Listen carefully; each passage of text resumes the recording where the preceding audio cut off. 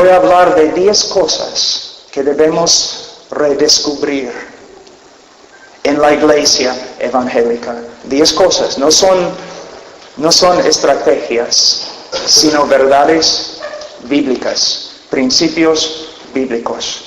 Y necesitamos escuchar, y necesitamos conformar nuestra vida y nuestro ministerio a lo que está escrito en las Escrituras.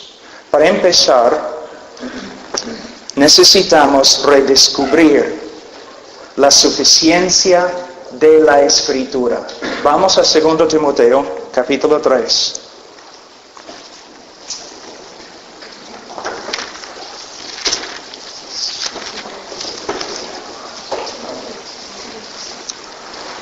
Segunda Timoteo, capítulo 3, versículo 15. Y que desde la niñez has sabido las sagradas escrituras, las cuales te pueden hacer sabio para la salvación por la fe que es en Cristo Jesús. Solamente por medio de las escrituras, solamente por medio del evangelio, el hombre puede ser salvo. Y no necesitamos otra cosa. Solamente la palabra de Dios y la proclamación fiel de ella. Toda la escritura es inspirada por Dios y útil para enseñar, para redarguir, para corregir, para instruir en justicia. Ahora, la palabra inspirar, significa que la Biblia fue respirada de la boca de Dios, ha salido de la boca de Dios, es su palabra. Y hemos visto en la creación que Dios habló y creó el mundo por medio de hablar. Su palabra tiene poder. Las palabras de los hombres no, pero las palabras de Dios sí. Y tenemos que aferrarnos a lo que Dios ha dicho en su palabra. Y dice, a fin de que el hombre de Dios sea perfecto, completo, suficiente, enteramente preparado para toda buena obra. Muchos de ustedes han escuchado de la inspiración de las Escrituras. Y si vas a ser cristiano, si vas a administrar en la iglesia cristiana, una de las cosas principales, tú tienes que creer en la inspiración de las Escrituras. Pero hay otra cosa, de igual importancia, la suficiencia de las Escrituras. Y te digo que muchos que dicen que creen en la inspiración de las Escrituras, no creen en la suficiencia de las Escrituras. Muchos hombres empezando iglesias, sembrando iglesias a través de este mundo, siempre van a los seminarios, a las conferencias para aprender un nuevo método de hacer crecer iglesias. Y muchos de los métodos tienen más que ver con marketing que con la palabra de Dios. No creen que la palabra de Dios es suficiente para enseñarnos cómo poner iglesias en este mundo, cómo edificar iglesias en este mundo. Todo lo que nosotros necesitamos saber como cristianos se encuentra en este libro. No necesitamos consultar los hombres de negocio, no necesitamos consultar los psicólogos, no. Solamente necesitamos estudiar la palabra de Dios. Y más que nos dependemos de la palabra de Dios, más que vamos a ver el Señor obrando entre nosotros. Ahora, hay algunas etapas muy peligrosas. Primeramente, la iglesia pierde el evangelio. Es lo que hemos hecho. Como voy a enseñar luego, nosotros necesitamos entender que hemos reducido el glorioso evangelio de Jesucristo a algunas leyes espirituales, algunos principios en un folleto. Y si una persona dice sí a cada pregunta evangelística, nosotros pronunciamos a esta persona salva. Y le decimos bienvenido a la familia de Dios. Casi no se predica en el día de hoy el evangelio. Y puesto que no se predica, no hay poder. Y puesto que no hay poder en la iglesia, los ministros empiezan a buscar soluciones, pero son soluciones de los hombres, la sabiduría humana, y no tienen valor. Tenemos que volver a las Escrituras para volver al Evangelio. Y cuando volvemos al Evangelio, como se encuentra en las Escrituras, vamos a ver el poder de Dios en este país o cualquier otro país. Tú puedes decir todo el día que España es muy duro, también los Estados Unidos, también Perú, duro. Pero Cristo es más fuerte, su Evangelio más poderoso que aún la depravidad humana. Necesitamos volver al Evangelio. Algunos de ustedes están diciendo ahora mismo, pero yo sé lo que es el Evangelio. Bueno, vamos a ver. Para continuar en este tema, vamos un ratito a Isaías 8. Un texto que nos debe asustar. Isaías 8, versículo 19.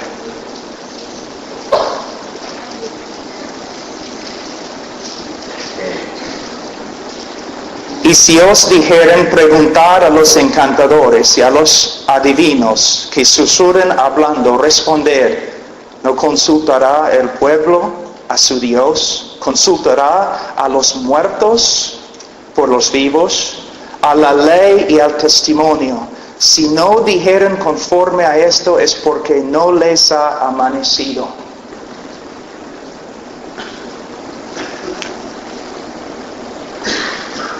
En muchos de los libros acerca del crecimiento de la iglesia, yo veo marketing de los hombres de negocio.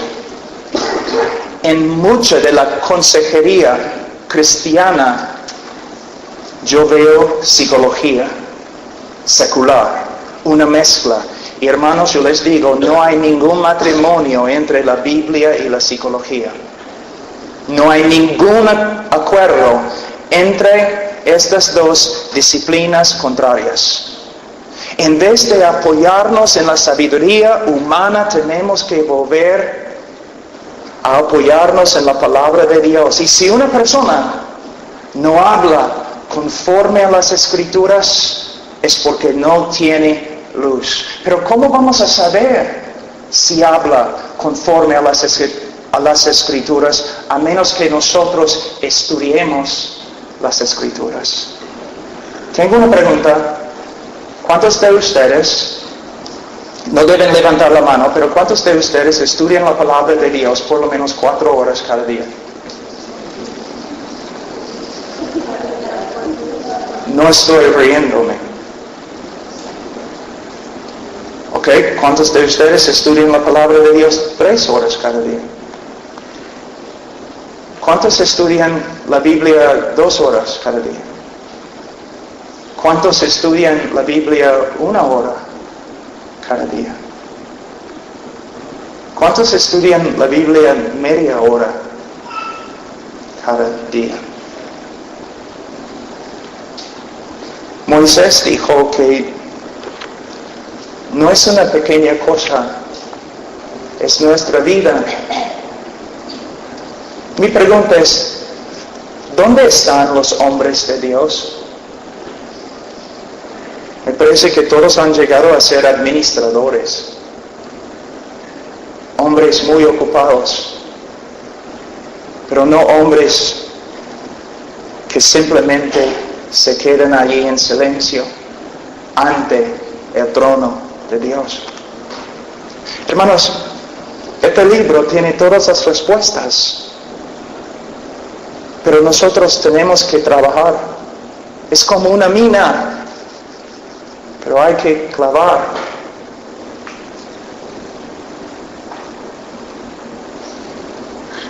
Algunos de los hombres que yo conozco, que admiro, que he estudiado, sí pasan 4 horas cada día en la palabra, y 3, y 2. Es necesario. Si eres pastor, tienes que volver a tu trabajo, tu tarea principal. Estar en la presencia de Dios. Pero estoy demasiado ocupado para hacer tu tarea más importante. Ahora, vamos a Jeremías un ratito, 17.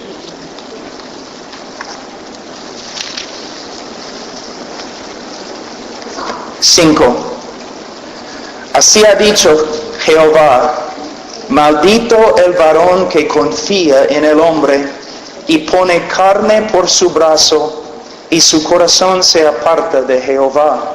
Será como la retama en el desierto, y no verá cuando viene el bien, sino que morará en los sequedales, en el desierto, en tierra despoblada y deshabitada. Un lugar que es como un desierto espiritual. ¿Una vez has dicho de España que es casi como un desierto espiritual? Entonces, ¿cómo vamos a arreglar el problema? Por medio de dejar de confiar en nuestra propia fuerza, nuestra propia sabiduría, y aferrarnos a la palabra de Dios. Y dice, versículo 7, bendito el varón que confía en Jehová y cuya confianza es Jehová, porque será como el árbol plantado junto a las aguas, que junto a la corriente echará sus raíces y no verá cuando viene el calor, sino que su hoja estará verde, y en el año de sequía no se fatigará ni dejará de dar fruto. Y todos ustedes recuerdan Salmos capítulo 1, ¿no? Dice básicamente lo mismo. El hombre que medita en la palabra de Dios, de día y de noche. Ahora, otra cosa, tenemos que redescubrir, el segundo punto, tenemos que redescubrir el estudio y el ministerio de la palabra. Vamos un ratito a Hechos capítulo 6. Hechos capítulo 6.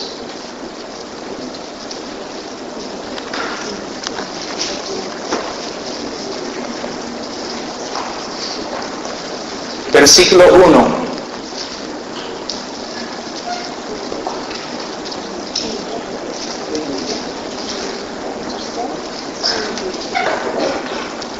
En aquellos días, como creciera el número de los discípulos, hubo murmuraciones de los griegos contra los hebreos, de que las viudas de aquellos eran desatendidas en la distribución diaria. Entonces los 12 convocaron a la multitud de los discípulos y dijeron, no es justo que nosotros dejemos la palabra de Dios para servir a las mesas. Servir a las mesas es importante, es un ministerio muy importante. El Señor dice que si nosotros no damos alimento a los pobres cristianos, ni somos cristianos. Pero escuchen lo que la palabra de Dios está diciendo. Los apóstoles sabían que su ministerio principal era la palabra de Dios. Dios, ¿cuántas veces ha dicho que su pueblo se destruye por falta de conocimiento? Y tiene que recibir conocimiento del púlpito, sí, pero también por medio del ejemplo del pastor. Cuando ven a un pastor dedicado a la palabra de Dios, ellos también se motivan a dedicarse a la palabra. Y también dice en versículo 4, y nosotros persistiremos en la oración y en el ministerio de la palabra. Es imposible tener un ministerio de la palabra de Dios sin un ministerio de oración. Los hombres que admiro, Spurgeon, el gran predicador de Inglaterra, también era un hombre de oración. Tozer, el profeta de los Estados Unidos, un hombre de oración. Calvino, un hombre de oración. Lutero, un hombre de oración. Los puritanos, David Brainerd, hombres de oración. Hermanos, es nuestra tarea principal vivir en la palabra de Dios y orar una vida saturada en la palabra de Dios, una vida saturada en la oración. Ahora, yo sé que estamos saltando a muchos versículos, pero vamos a continuar. Vamos a Esdras. Esdras. Capítulo 7. Porque Esdras, versículo 10, porque Esdras había preparado su corazón para inquirir la ley de Jehová. Él había decidido en su corazón, con la parte más profunda de su ser, un compromiso profundo. Él había decidido a dedicarse al estudio de la palabra de Dios. Pero no solamente estudiar, cumplir lo que él encontró en la palabra de Dios acerca de la voluntad de Dios. Entonces, un hombre que estudia y un hombre que se preocupa por la santificación. Un líder en la iglesia tiene que ser un hombre entregado. Un hombre que tiene progreso que se ve. Una persona puede, después de 3, 4, 5 años, puede observar su vida y ver que está creciendo. Mire, el pastor es más maduro ahora, está creciendo más. La esposa mirando a su esposo. Yo puedo ver que mi esposo está creciendo en la palabra de Dios y está conformándose más y más a Cristo. Los hijos mismos pueden ver a sus padres creciendo en su obediencia a la palabra de Dios. Y dice, para inquirir la ley de Jehová y para cumplirla y para enseñar en Israel sus estatutos y decretos. 3 etapas muy importantes. ¿Sabe que todos tienen su opinión, no? Acerca de todo. Y dicen que tienen el derecho de tener su opinión. Pero la opinión de los hombres no tiene ningún valor. Siempre queremos hablar, pero primeramente necesitamos estudiar para que cuando abramos la boca, la palabra de Dios salga y no nuestras opiniones. La palabra de Dios. Un pastor muy anciano una vez me dijo, debes poder citar un versículo cada vez que das tu opinión para respaldar lo que estás diciendo. Una buena enseñanza, ¿no es cierto? Ahora, necesitamos redescubrir la suficiencia de las Escrituras, el estudio y ministerio de la palabra, y necesitamos también volver a la oración. Otra pregunta. ¿Cuántos de ustedes oran 3 horas cada día? ¿O 2 horas cada día? ¿O 1 hora cada día? ¿O media hora cada día? ¿Sabe qué, hermanos? Yo tengo 3 hijos. Ian tiene 8 años. Evan tiene 6 años. Y Rowan, mi hija, que es la hija más hermosa del mundo, que tiene casi 3 años. ¿Cómo no voy a orar? ¿Cómo no voy a ponerme ante el Señor y orar? tengo una esposa, su santificación es muy importante porque el Señor me va a juzgar a mí si ella no está creciendo. Sí, como su esposo, yo tengo la responsabilidad de ella. Los misioneros, ¿cómo no voy a orar? La gente inconversa a través de todo el mundo. Mirándome en el espejo y viendo mis debilidades, ¿cómo no voy a orar? ¿No tienes miedo? ¿Vivir sin la oración? Debes tener miedo. Debes. Vamos a ver algunos versículos importantes con respecto a este tema. Primeramente, voy a tener que cortar una parte de eso porque es muy largo. Vamos a Lucas 18.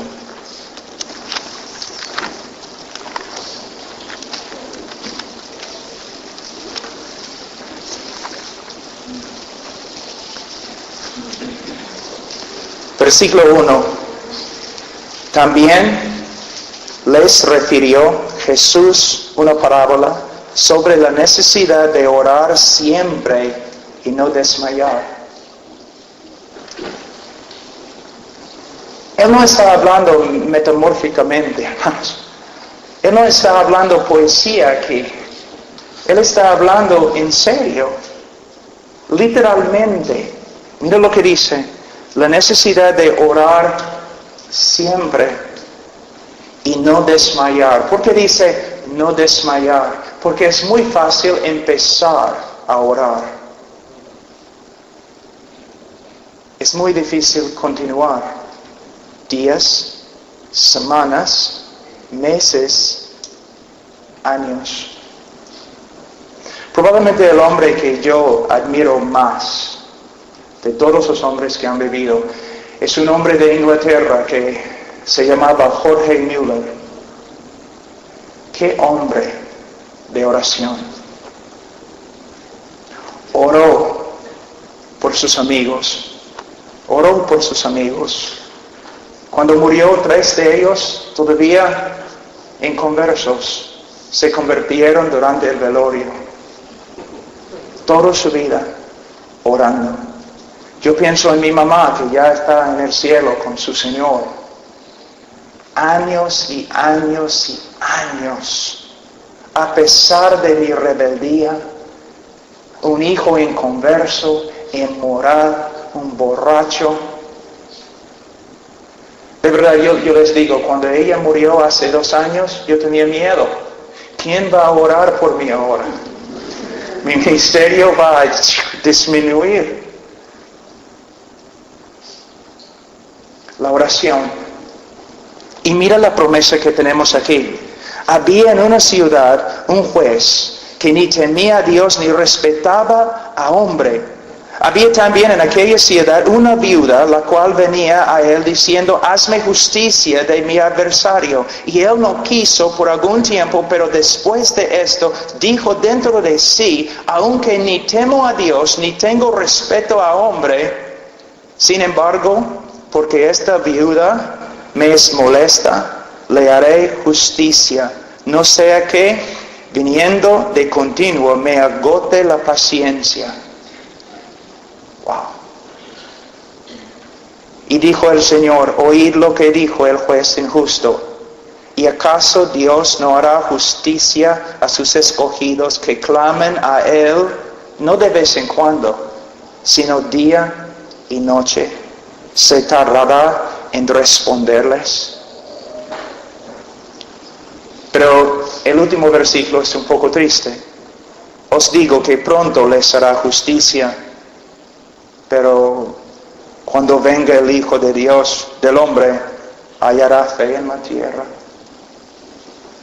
Es como si Jesús estuviera diciéndolo así: mira, si ustedes perseveren en la oración, si ustedes continúen en la oración, Dios puede hacer cosas increíbles, cosas grandes, cosas más allá que lo que ustedes pueden pensar o imaginarse. pero pero cuando vengo de nuevo, no sé, ustedes van a estar creyéndome. Hermanos, hay una cosa que yo sé. Todo se puede en oración. Hay un problema. Si me pongo de rodillas, si me quedo ahí, el Señor va a resolver el problema o Él me va a fortalecer para que yo pueda aguantar el problema.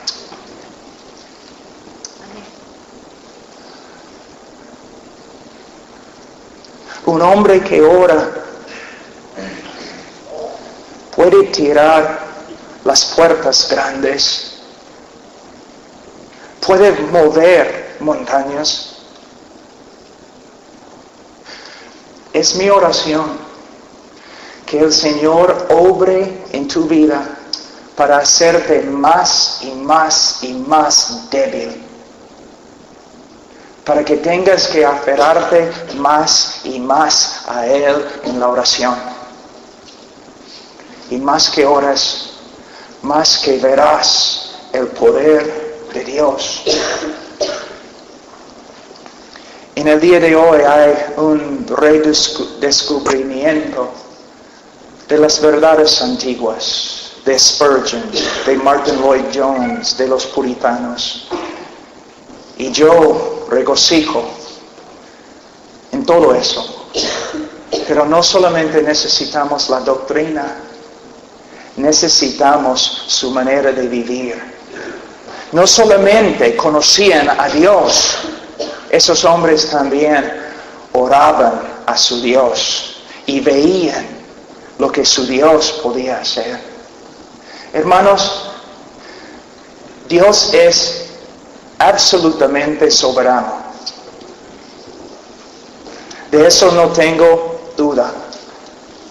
Pero en el misterio de su providencia hay tantas cosas que no tenemos, tantos milagros que no vemos, porque no oramos. No oramos. Y no continuamos en la oración.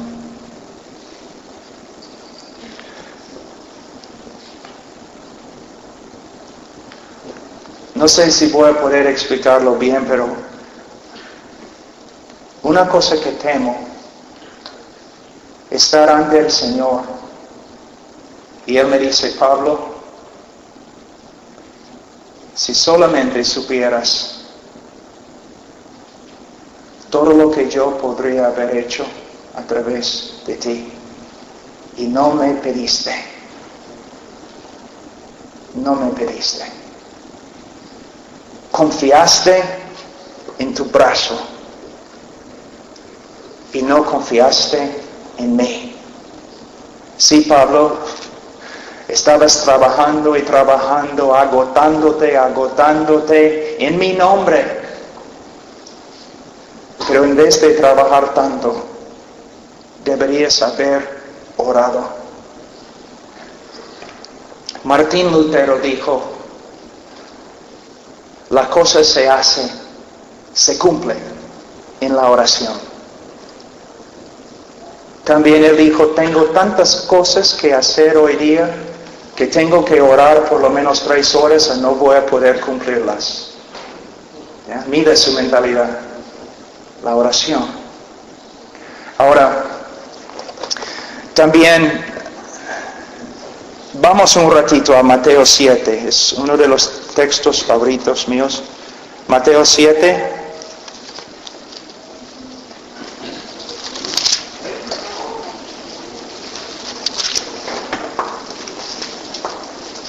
También uno de los textos favoritos de Carlos Spurgeon. Mateo 7:7. Pedid y se os dará, buscad y hallaréis, llamad y se os abrirá, Porque todo aquel que pide, recibe, y el que busca, halla, y al que llama, se le abrirá. ¿Qué hombre hay de vosotros que si su hijo le pide pan, le dará una piedra? O si le pide un pescado, le dará una serpiente? Pues si vosotros, siendo malos, sabéis dar buenas dádivas a vuestros hijos, ¿cuánto más vuestro Padre que está en los cielos dará buenas cosas a los que le pidan? Es una promesa. Una promesa no solamente a los apóstoles, no solamente a la iglesia en el primer siglo, es una promesa para nosotros, para nosotros. ¿Vas a creer? ¿Vas a creer? ¿Vas a correr al trono de Dios? ¿Vas a quedarte ahí pidiendo hasta que el Señor diga sí o el Señor cambie tu corazón? Sí, es soberano, pero Él desea dar mucho más que lo que nosotros podemos creer. Es muy triste en el día de hoy. Todos nosotros en el mundo en el día de hoy tenemos que pelear contra el humanismo, el pensamiento secular, los gobiernos antibíblicos, todo. Y tenemos problemas, es una lucha muy fuerte. Nosotros nos cansamos, nos agotamos. Y cuando no hay éxito en la iglesia, buscamos a los hombres de negocio para encontrar una manera de hacer crecer la iglesia. Buscamos un nuevo método en vez de ponernos de rodillas y luchar hasta pelear en oración hasta que el Señor se levante. Hermanos, algunos de ustedes van a saber exactamente lo que estoy diciendo. El Señor puede demorar años en contestar una oración, pero el momento que Él se levanta, la cosa se hace, ¡pum!, así. ¡Pum! Oh, hermanos, podemos trabajar, luchar, o podemos quedarnos ante su trono y ver la gloria de Dios. La gloria de Dios. Ahora, debemos volver a la suficiencia de las Escrituras, debemos volver al estudio y ministerio de la palabra, debemos volver a la oración, pero también debemos redescubrir el conocimiento de Dios y sus atributos. Esa es una cosa, es un punto muy importante para mí. Es una queja muy grande también que tengo. Vamos a Jeremías capítulo 9.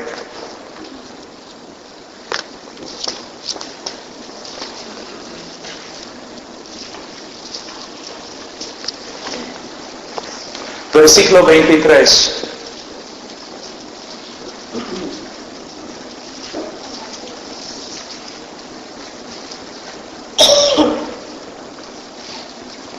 Así dijo Jehová: no se alabe el sabio en su sabiduría, ni en su valentía se alabe el valiente, ni el rico se alabe en sus riquezas. Mas alábese en esto el que se hubiere de alabar, en entenderme y conocerme, que yo soy Jehová, que hago misericordia, juicio y justicia en la tierra, porque estas cosas quiero, dice Jehová.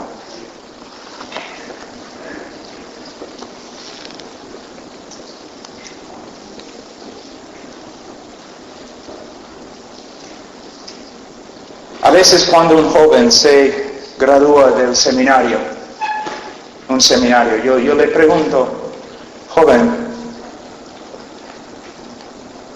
¿cuántos semestres, cuántos años en el seminario estudiaste los atributos de Dios?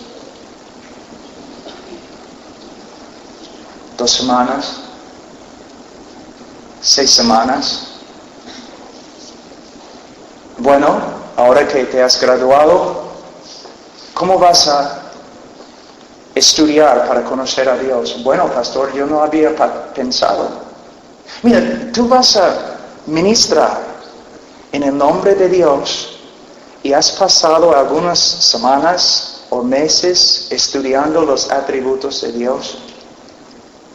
Hermanos, mira, en las iglesias presentes acá, ¿cuántos de ustedes han hecho un estudio muy largo de quién es Dios, los atributos de Dios? ¿Cuántos predicadores predican sobre los atributos de Dios? Ustedes no pueden ver, somos un pueblo que no conoce a Dios. ¿Cómo vamos a tener fe? ¿Cómo vamos a caminar en santidad si no estudiamos la verdad principal en las Escrituras? Daniel dice, los que conocen su Dios van a ser fuertes. Estudiamos un montón de cosas. Estamos tan ocupados en la iglesia, pero rara vez se encuentra una persona que ha hecho un estudio profundo de quién es Dios. Y por causa de esto, hay idolatría en la iglesia, aún en la iglesia evangélica. Domingo en la mañana es la hora más grande de idolatría en la semana. Porque personas están adorando a Dios con ideas equivocadas. Un Dios según su imagen. Un Dios según su manera de pensar. Una vez un pastor me dijo, Pablo, quiero que vengas a mi iglesia y que hagas un estudio de una semana de los atributos de Dios. Y yo le dije, bueno, pastor, no creo que sea sabio hacer eso. Y él me dijo, ¿pero por qué? Bueno, no quiero dividir tu iglesia. Y él dijo, ¿dividir la iglesia? ¿Cómo vas a dividir la iglesia con un estudio de los atributos de Dios? Y yo le dije, bueno, cuando yo empiezo a enseñar la doctrina de Dios, según las Escrituras y conforme a la historia de la iglesia, una enseñanza clásica, conforme a los reformadores, los puritanos, Spurgeon. Si yo enseño tu iglesia lo que ellos enseñaban y lo que se encuentra en las Escrituras, cuando yo empiezo a enseñar sobre la soberanía de Dios, o la justicia de Dios, o la ira de Dios, va a haber personas en tu iglesia que se van a levantar y van a decir, este Dios no es mi Dios, no es el Dios que adoro. Porque no están adorando al Dios de las Escrituras. Están adorando a un Dios que se le parece a Papá Noel. De verdad, hermanos. Mi Dios es un Dios de amor. Mi Dios también. También mi Dios es un Dios que tiene indignación todos los días. Mi Dios es un Dios que salva. También el mío, pero también mi Dios es el Dios que mata y juzga y condena. Mi Dios es el Dios que edifica. El mío también, y también destruye. Y hace todo lo que Él quiere en el cielo y la tierra y el infierno. No es un Dios humanista, es un Dios teocéntrico, cristocéntrico. Un Dios que dice, todo lo que he hecho para mi Hijo. Creó este mundo para mi Hijo. Si te he salvado, es para mi Hijo. Si creo un mundo nuevo, un cielo nuevo, una tierra nueva, es para mi Hijo. Vivimos en el día de hoy en la iglesia evangélica, todo se centra alrededor del hombre. Todo para el hombre. No. Todo para Él. Todo para Él. Todo para Él.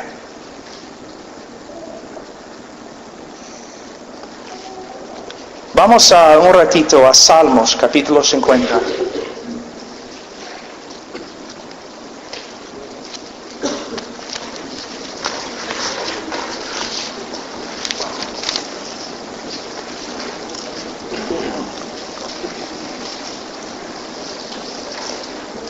El pueblo que no conoce su Dios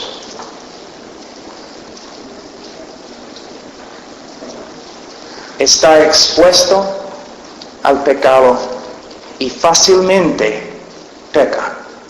El conocimiento de Dios santifica al pueblo de Dios. Vamos a ver, Salmos 50, 16. Pero al malo dijo Dios, ¿qué tienes tú que hablar de mis leyes? Y que tomar mi pacto en tu boca, pues tú aborreces la corrección y echas a tu espalda mis palabras. Si veías al ladrón, tú corrías con él, y con los adúlteros era tu parte. Tu boca metías en mal, y tu lengua componía engaño. Tomabas asiento y hablabas contra tu hermano, contra el hijo de tu madre ponías infamia. Estas cosas hiciste y yo he callado. Pensabas que de cierto sería yo como tú. El problema más grande en la iglesia evangélica es que nosotros creemos que Dios es como nosotros. Que Dios está de acuerdo con nosotros. Nosotros pensamos que el pecado no es gran cosa. Entonces, ¿Dios también piensa igual? No. Nosotros pensamos que la separación del mundo no es algo importante y nos acercamos a Dios sucios, contaminados, pensando que Dios es igual como nosotros. Mira, hermanos, Dios no es como nosotros. Dios no es como nadie. Una pregunta que escuché una vez un teólogo, R.C. Sproul. Él preguntó una vez, ¿qué es más cerca a Dios? ¿Más como Dios? ¿Un arcángel o un gusano? ¿Cuál de los dos es más como Dios? ¿Un arcángel o un gusano? La respuesta, ninguno. Porque no hay nadie como Él. Nadie. Él no es como nosotros, simplemente más grande. No, Él no es como nosotros. Y Dios no va a conformarse a nosotros. Tenemos que conformarnos a Él. Pero no podemos hacerlo si el mundo nos influencia más que las Escrituras. Tenemos que conocer a Dios. Un punto más y vamos a terminar esta lectura. Tenemos que volver al Evangelio verdadero, bíblico, histórico.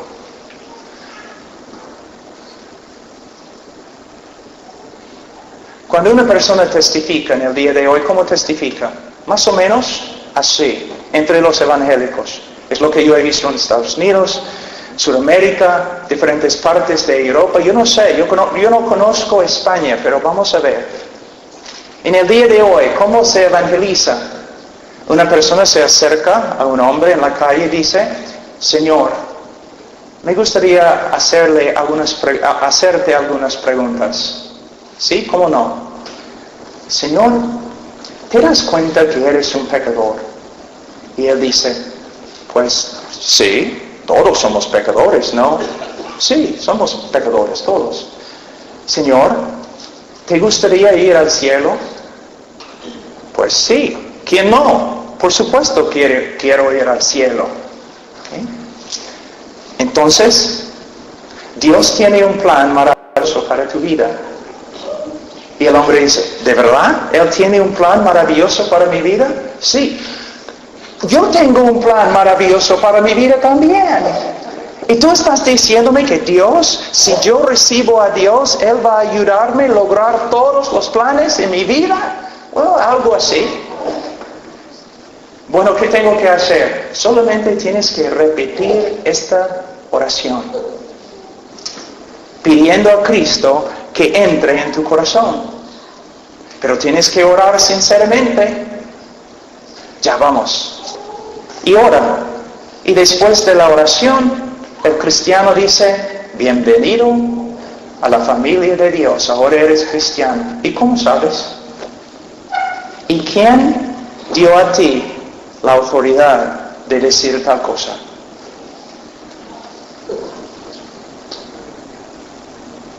A menos que eres el Papa, no tienes este poder. Mira, si una persona dice que es un pecador, no significa nada. El diablo sabe que es pecador. La pregunta no es, Señor, ¿sabes que eres pecador? La pregunta es, Señor, te he predicado el Evangelio. ¿Has escuchado las buenas noticias de Dios en la persona de Jesucristo? ¿Ha cambiado tu corazón? ¿El pecado que antes amabas, ahora odias? ¿La justicia que antes odiabas, ahora amas? Señor, mientras yo te he predicado el Evangelio, ¿el Señor ha hecho algo en tu corazón? ¿Has cambiado? Y la pregunta no es, Señor, ¿te gustaría ir al cielo? La pregunta es, Señor, ¿quieres conocer a Dios? El Dios que has aborrecido, el Dios que has ignorado toda tu vida. Algo ha pasado a tu corazón. Ahora tienes un deseo conocer a Dios. Y una invitación para recibir el Evangelio no es una oración que una persona debe repetir. Cristo no dijo, el tiempo se ha cumplido, el reino de Dios ha venido. Ahora, ¿quién quiere pedirme para que yo entre en su corazón? Él dijo que el hombre tiene que arrepentirse y creer.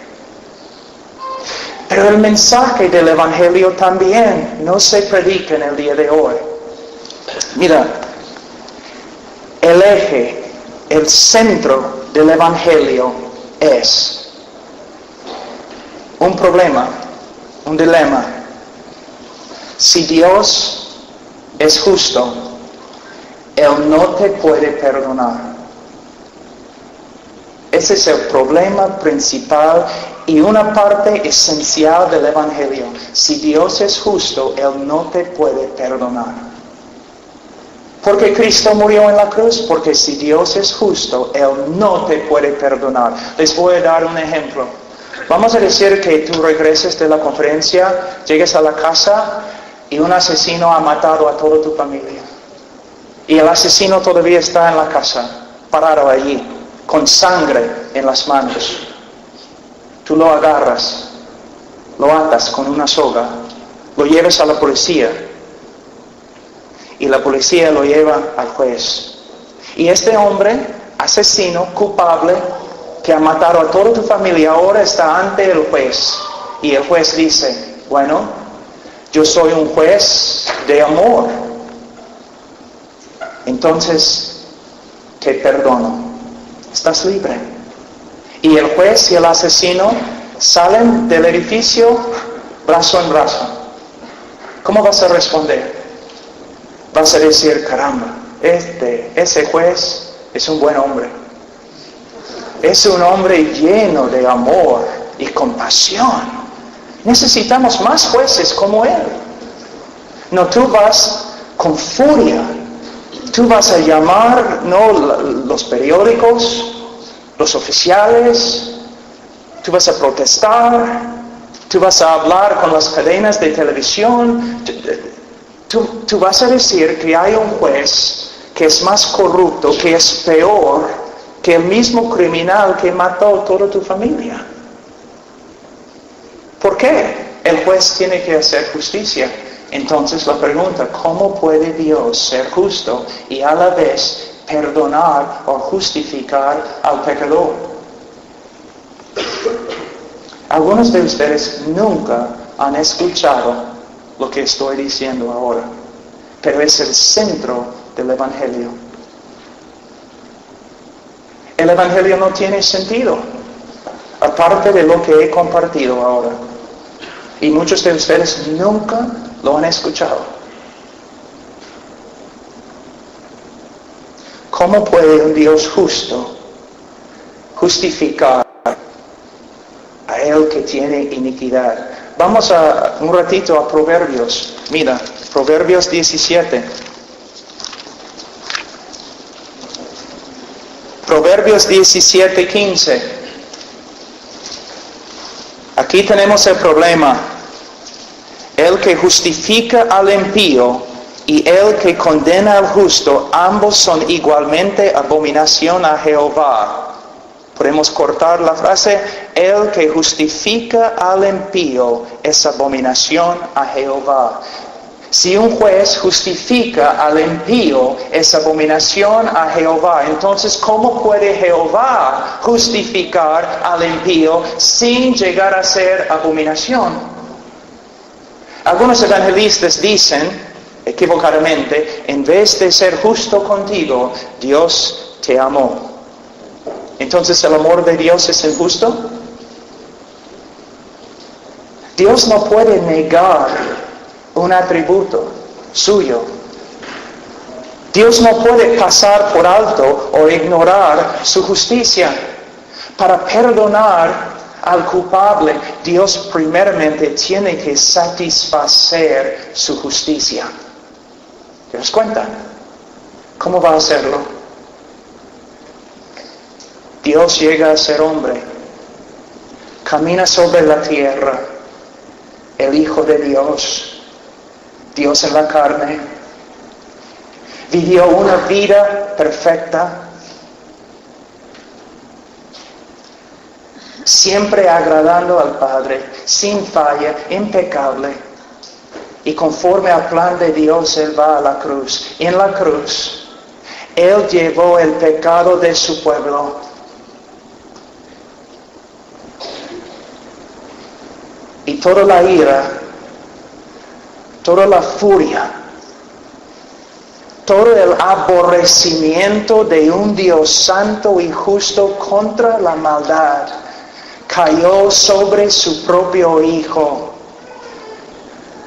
¿Han leído en Isaías? Mas Jehová quiso quebrantarlo. Cristo tomó, bebió la copa. ¿Qué estaba dentro de la copa? La ira de Dios.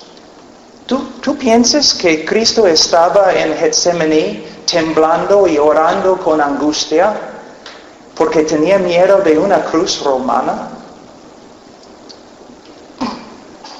¿Un látigo? ¿Cómo puede ser? Porque la historia nos dice que los mismos discípulos de Jesucristo, los primeros 3 siglos en el Imperio Romano, muchos de ellos fueron crucificados y al revés, cubiertos de brea y prendido para proveer luz para las calles de Roma. Y la Biblia, la historia dice que muchos de ellos subían a la cruz cantando himnos y gozoso porque podían sufrir en el nombre de su Señor. Y tú vas a decirme que el capitán de su salvación está en Getsemaní con angustia. Hermanos, él no temía la cruz. ¿Qué temía? Dios mío, ¿por qué me has abandonado? En la Santa Trinidad, a través de toda la eternidad, una comunión perfecta entre el Hijo y el Padre. Dios no creó el mundo porque tenía necesidad. Él creó el mundo por causa de su superabundancia, y Él creó el mundo para su Hijo. Pero en la cruz, esta relación rota. Alguien tenía que sufrir fuera de la presencia favorable de Dios. Alguien tenía que beber la copa de la furia el odio, el aborrecimiento de un Dios santo.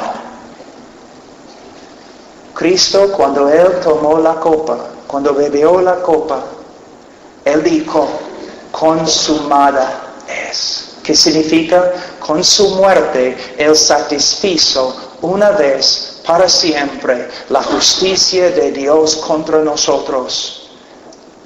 Siendo satisfecha la justicia de Dios, ahora Dios puede perdonar al pecador sin dejar de ser justo, porque Dios mismo pagó por el crimen.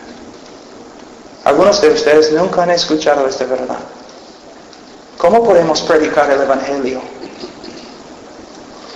si solamente tenemos un Evangelio reducido y sin poder? Un folletito con 4 leyes espirituales. ¿Cómo podemos predicar el Evangelio? Por eso, hermanos, tenemos que saber lo que la Biblia dice acerca del único mensaje que puede salvar al hombre. También predicar la resurrección. No solamente la muerte, la resurrección. La resurrección, buenas noticias y malas noticias. Depende de quién eres. Buenas noticias, malas noticias. ¿Por qué digo eso? La resurrección, primeramente, es la declaración pública de Dios de que el Hijo de Dios, su muerte, satisfizo una vez para siempre la justicia de Dios a favor del pueblo de Dios. Pero también la resurrección es una señal de que este Cristo que murió crucificado ahora está en el cielo, exaltado a la diestra de su Padre, y Él no solamente es Salvador, es Señor. El Señor soberano. ¿Ustedes recuerdan cuando José, no? Sus hermanos le metieron en el pozo como si estuviera muerto? De ahí le sacaron del pozo, casi como una resurrección. Y él se fue a Egipto. Y en Egipto, entre los gentiles, él fue exaltado. Y cuando él llegó al trono de Faraón, Faraón dijo, nadie va a hacer nada en toda la tierra a menos que tú lo digas. Cuando el Hijo de Dios subió al cielo y se acercó al trono de Dios, Dios el Padre le miró y dijo, nadie hará nada en la tierra, el cielo o el infierno sin tu permiso. Eres el Rey de los reyes y el Señor de los señores. Son buenas noticias, malas noticias. Para algunos, Salvador. Para otros, el juez. ¿Sabe qué, hermanos? Algunos predican, bueno, el cielo es el cielo porque Dios está. Y el infierno es el infierno porque Dios no está. No es lo que la Biblia enseña. El cielo es el cielo porque Dios está. Y el infierno es el infierno porque Dios está. Sí, presente en el infierno. Juez. Una cara de venganza y juicio terrible. Dios no es un Dios domesticado como el Dios de los evangélicos. No. Es peligroso, pero es bueno. Es bueno. Otra cosa, después de predicar el Evangelio, no debemos manipular a las personas. No debemos manipular. Tenemos que rogarles que se arrepientan y que crean. Pero no podemos diseñar un folleto para hacer su decisión más fácil. Y nosotros no tenemos el poder de darles seguridad. Si una persona clama al Señor y dice, Señor, sálvame, y dice que cree y estoy presente, yo voy a regocijarme. Y si ellos me dicen, Pablo, ahora creo, yo voy a decir, gloria a Dios. Si de verdad crees, eres salvo. Pero si tú sales de aquí esta noche y tu vida no empieza a cambiar,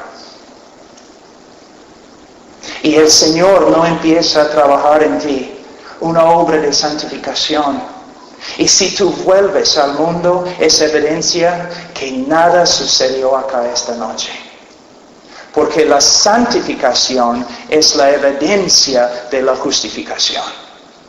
Hay tantas personas en Europa y tantas personas en los Estados Unidos y Sudamérica que están confiando en la sinceridad de una decisión aunque viven como el diablo.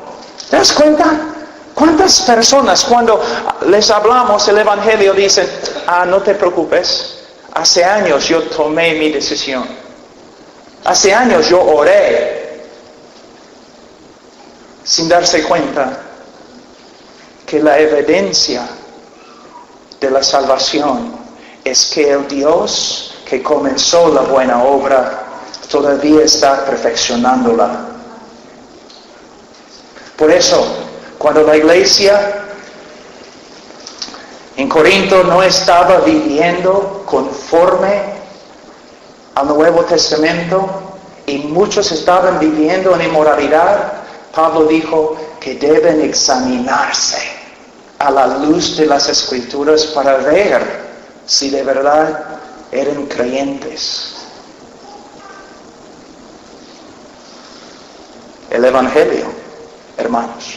El Evangelio. Ahora vamos a orar y vamos a tomar un break de algunos minutos para que ustedes puedan descansar y luego vamos a entrar de nuevo y tengo 5 puntos más que me gustaría compartir con ustedes. Oremos, hermanos. Padre Santo, te pido en el nombre de Cristo que Señor, que uses lo que estamos enseñando. Señor, España,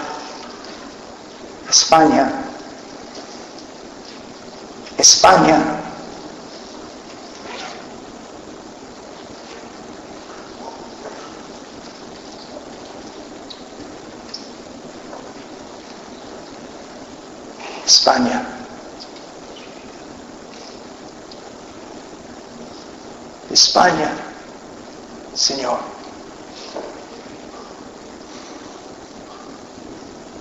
Te hago recordar España.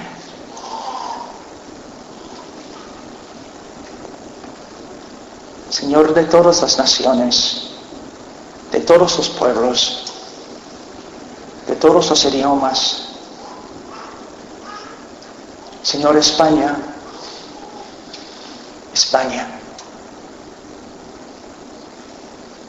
Señor, yo sé que me oyes. En el nombre de Cristo, España. Amén.